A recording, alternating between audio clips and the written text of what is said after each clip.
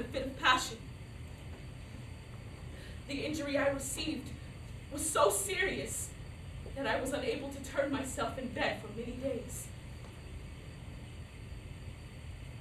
And they told me my newborn babe was a girl. My heart was heavier than it had ever been before. Slavery is a terrible thing for men, but it is far more terrible for women.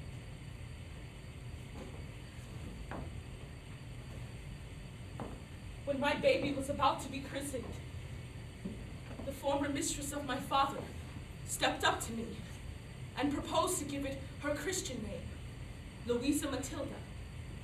To this, I added the surname of my father, who himself had no right to it, for my grandfather on my paternal side was a white gentleman. When we left the church, my father's old mistress invited me to go home with her. She clasped a gold chain around the baby's neck. I thanked her for her kindness, but I did not like the emblem. I wanted no chain to be fastened on my daughter, not even if its links were of gold. How earnestly I prayed that she might never feel the weight of slavery's chain, whose iron entereth into the soul. I prayed, with God as my helper, that they should never pass into his hands.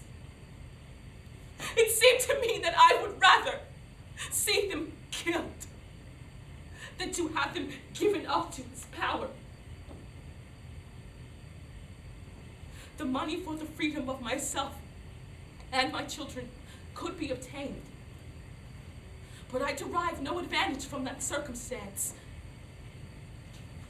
Dr. Flint loved money, but he loved power more. After much discussion, my friends resolved to buy me through a slaveholder who was commissioned to act as a liaison. He was to begin with $900 and to go up to $12. My master refused his offers. Sir, she don't belong to me. She is my daughter's property, and I have no right to sell her. I mistrust that you come from her paramour.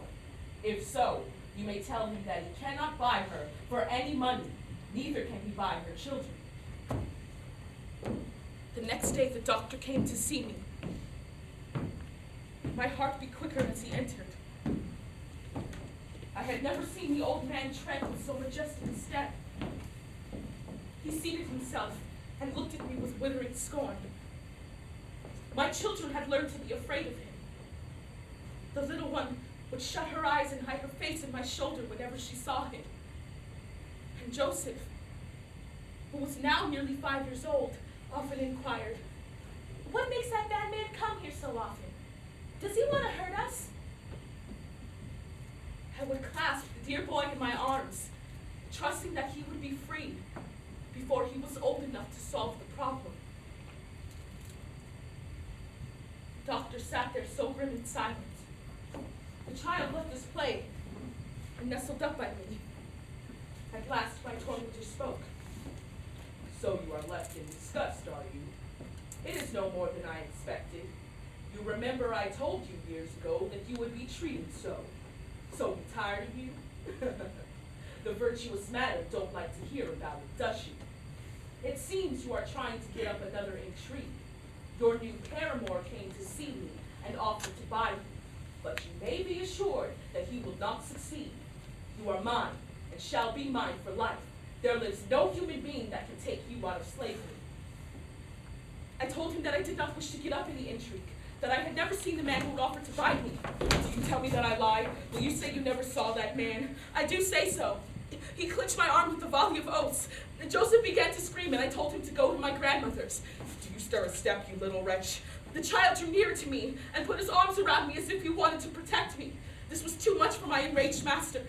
He caught the boy up and hurled him across the room. I rushed to take him up in my arms. Not yet, let him lie till he comes to. Let me go!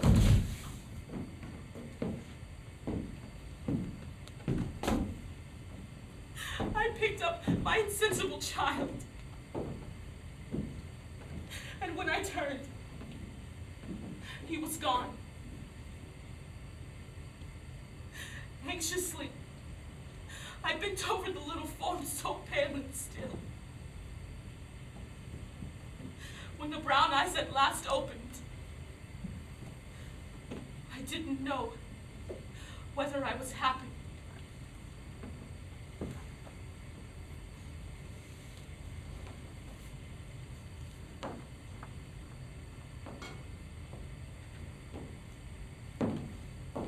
The rest of that winter passed undisturbed by the doctor.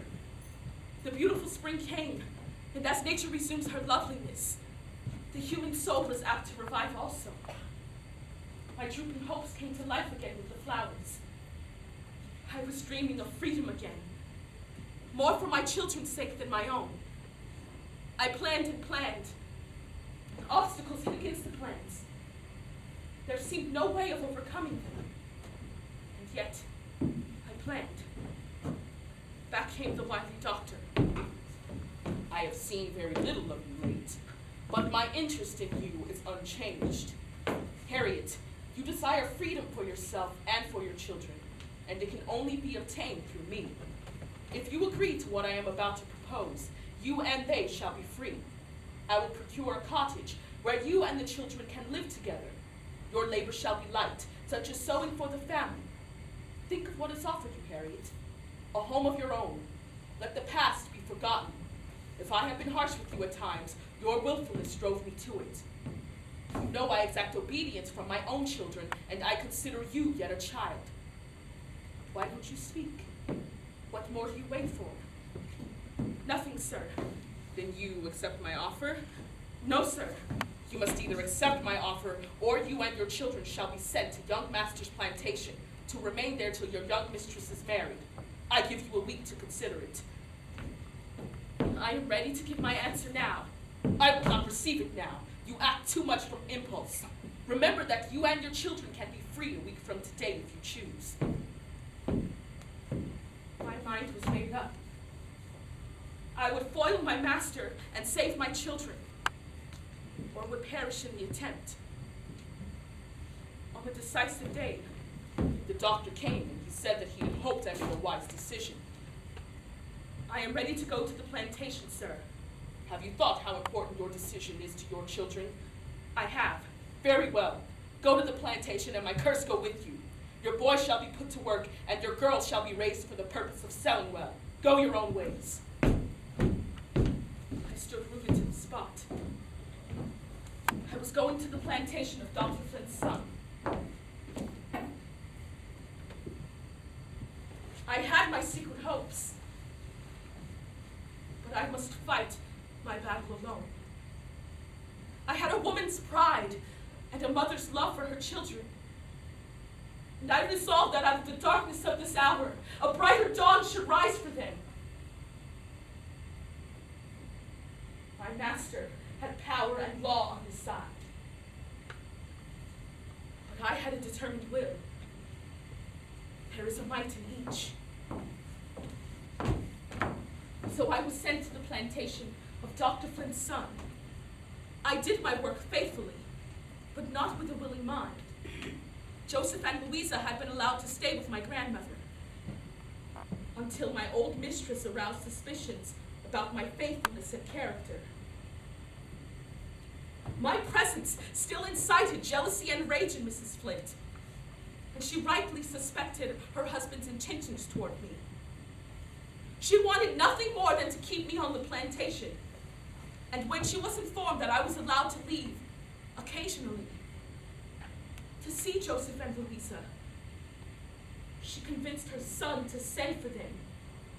She thought that keeping them on the plantation would fetter me to the spot. My children were to be brought to the plantation, to be broke in. When I was certain that my children were to be put in their power, in order to give them a stronger hold on me, I resolved that I would leave that night. I went about my evening work with trembling steps.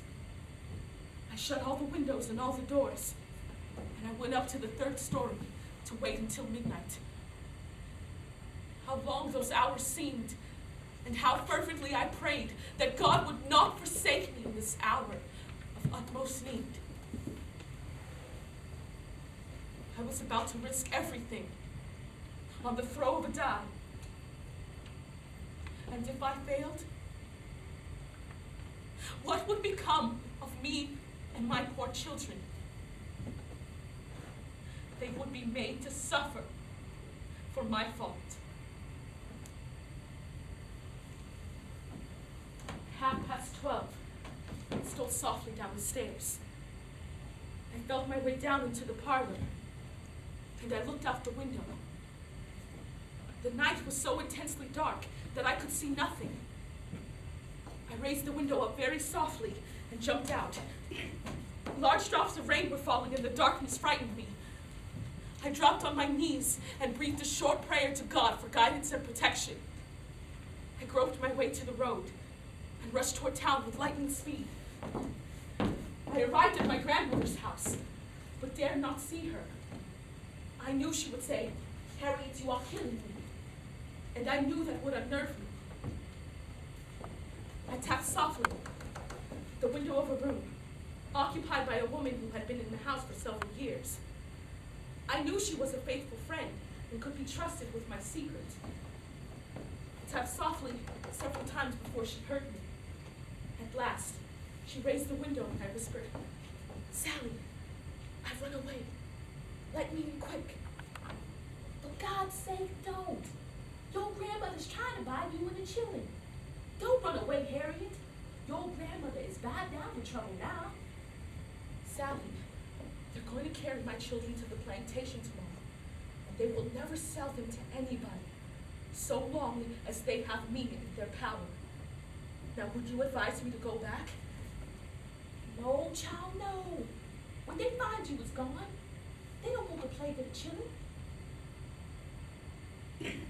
But where's you gonna hide? They knows every inch of this house.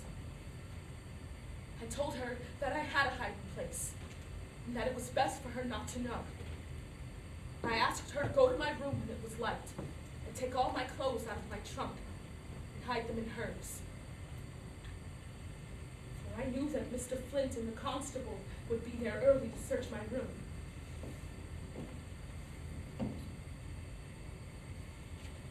I feared the sight of my children would be too much for my heart. But I could not go into the uncertain future without one last look. I bent over the bed where my little Joseph and Louisa were sleeping. Poor little ones, fatherless and motherless. Memories of their father came over me. He wanted to be kind to them, but they were not to him as they were to my womanly heart. I knelt and prayed for my innocent little sleepers. I kissed them lightly and turned away. I went forth into the darkness and the rain. I ran on till I came to the house of a friend who was to conceal me. Early that morning, Dr. Flint was at my grandmother's house, inquiring about me. She said that she had not seen me and supposed I was at the plantation. I was taken in and hidden by a sympathetic friend of my grandmother's. This woman's husband owned slaves, and bought and sold slaves. She also held a number in her own name, but she treated them kindly, and she would never allow them to be sold. She was unlike the majority of slaveholders' wives. For months, I evaded capture being hidden in her house. Usually, I was locked into an unused room on the top floor, with only the mistress and one trusted servant knowing that the frightened and silent fugitive was there. On many occasions, I was hidden under the boards of the kitchen floor, when there was a chance of one of the other servants discovering me. The search for me was kept up with more perseverance than I had anticipated. I began to think that escape was impossible. When I started this undertaking, I resolved that come what would, there would be no turning back. Give me liberty or give me death became my motto. Dr. Flint became convinced that I had escaped to New York. He came to the lady who was hiding me and borrowed $500 and set off in a hurry to catch me and bring me back. We indulged in a laugh over that. When he had returned from his hunt without achieving his goal, he had expended considerable money and was in a financial strain.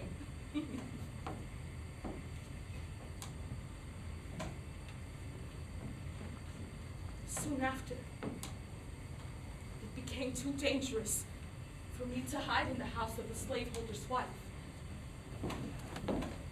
So another plan was hatched. To hide me here, in the attic of my grandmother's house.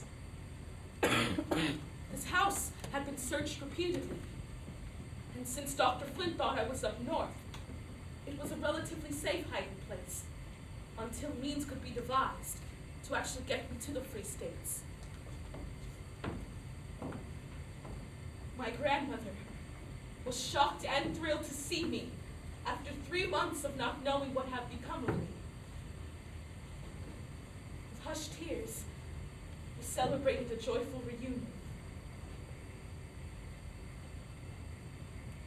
But Joseph and Louisa never knew that their mother was hiding in the small space right above their heads. My food was passed up to me through a trapdoor my uncle had made, and my grandmother would seize such opportunities as she could to mount up there and chat with me at the opening. This was not safe in the daytime. This must all be done in darkness.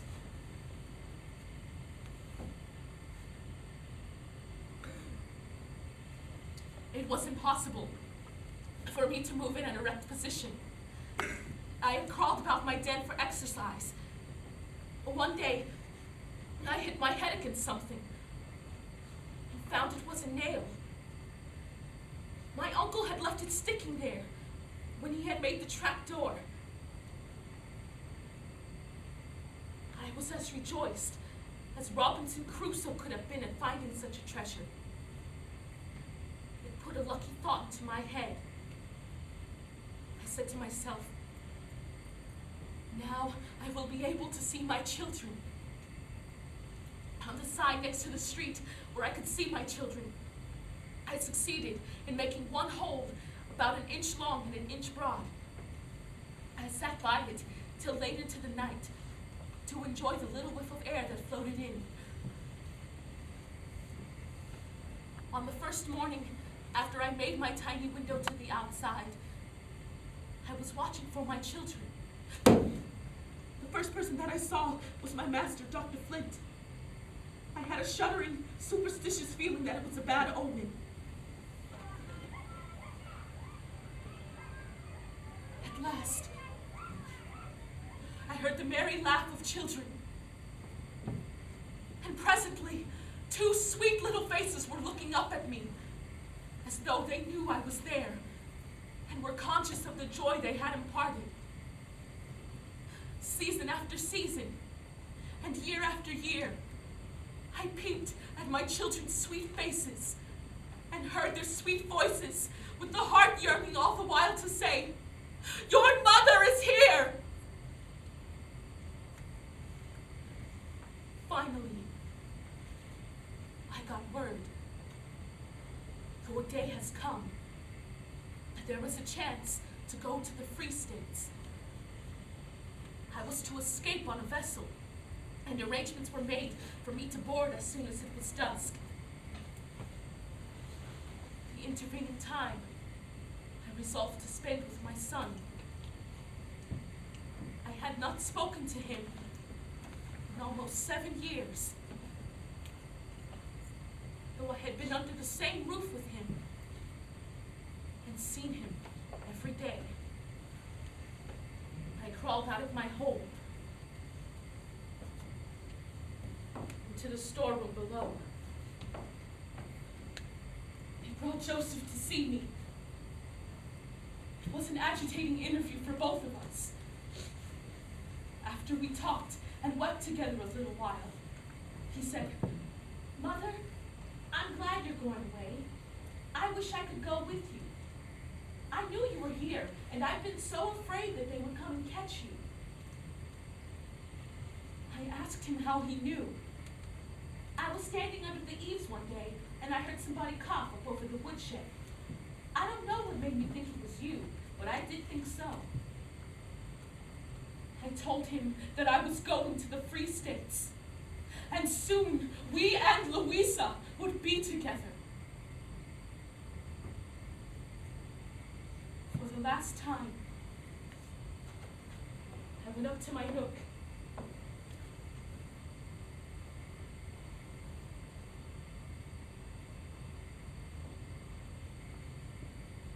I stand before you now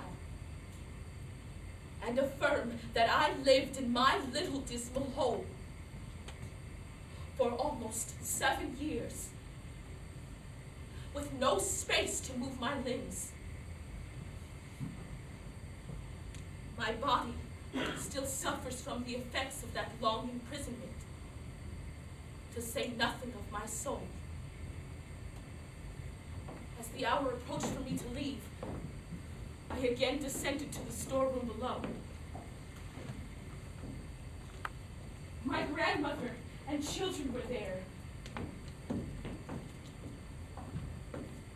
She took me by the hand and said, "Harriet, let us pray." We knelt down together, with my children pressed at my heart, my other arm around my old friend I was about to leave forever. On no other occasion has it ever been my lot to listen to so fervent a supplication for mercy and protection. It thrilled my heart and inspired me with trust in God. Old Satan thought he had a mighty aim. He missed my soul and caught my sins. Cry amen. Cry amen. Cry amen to God. Old Satan's church is here below. Up to God's free church I hope to go. Cry amen. Cry amen. Cry amen to God.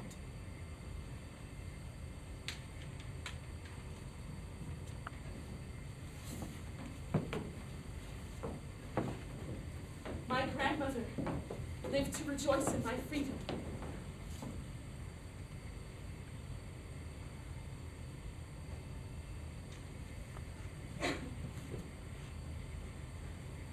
And I did receive this letter from her in late 1850.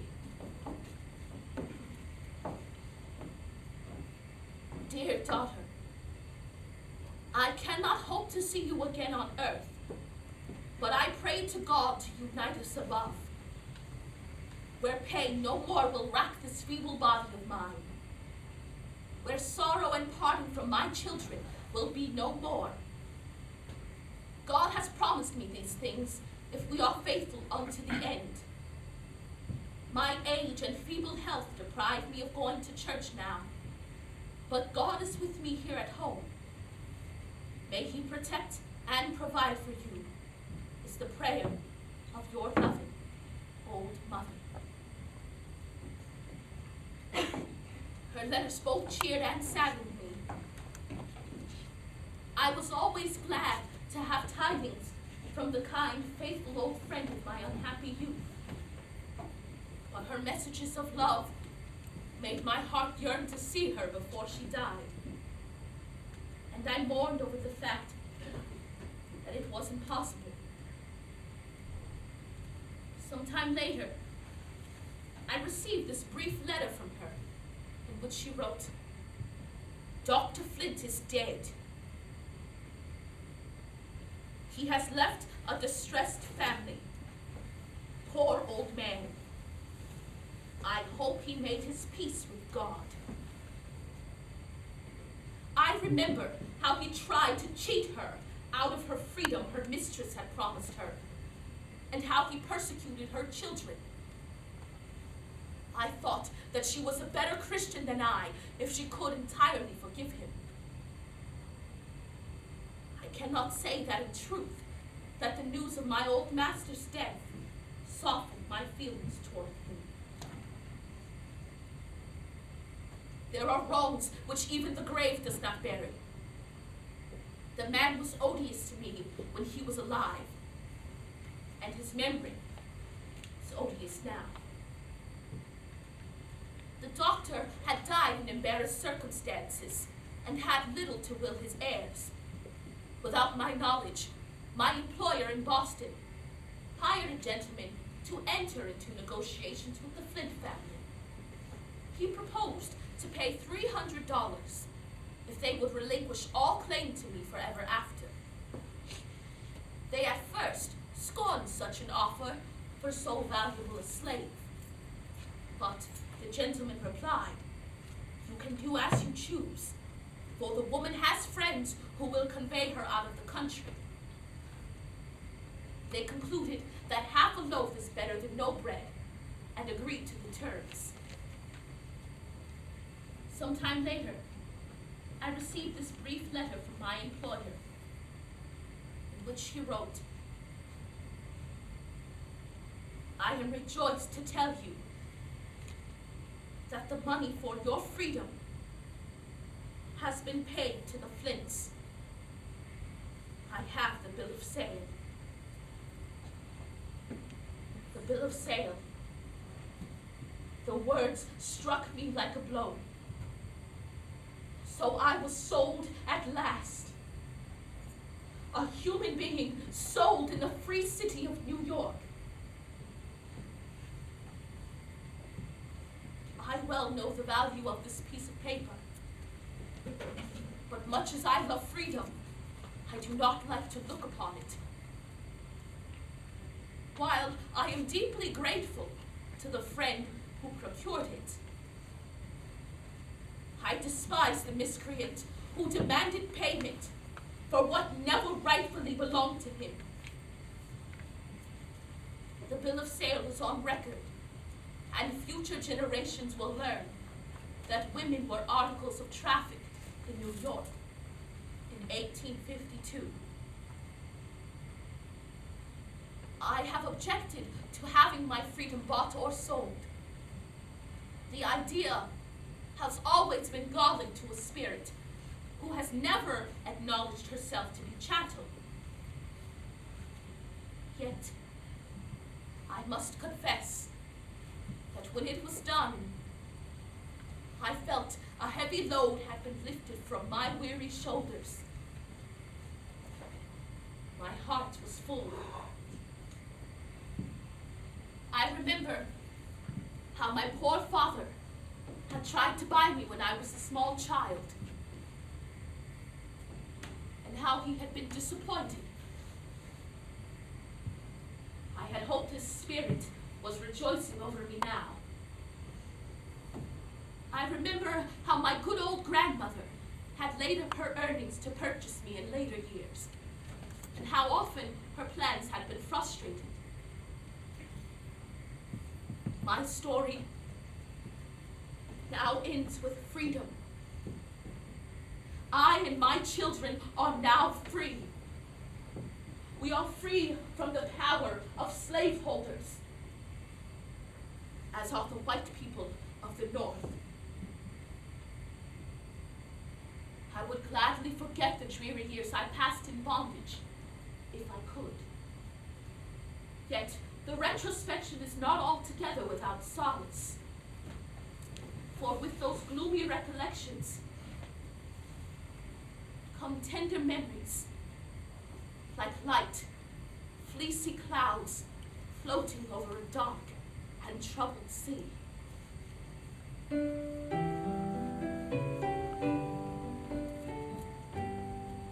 I have not written my experiences in order to attract attention to myself. Neither do I care to excite sympathy for my own sufferings. I want to add my testimony to abler pens to convince the people of the free states what slavery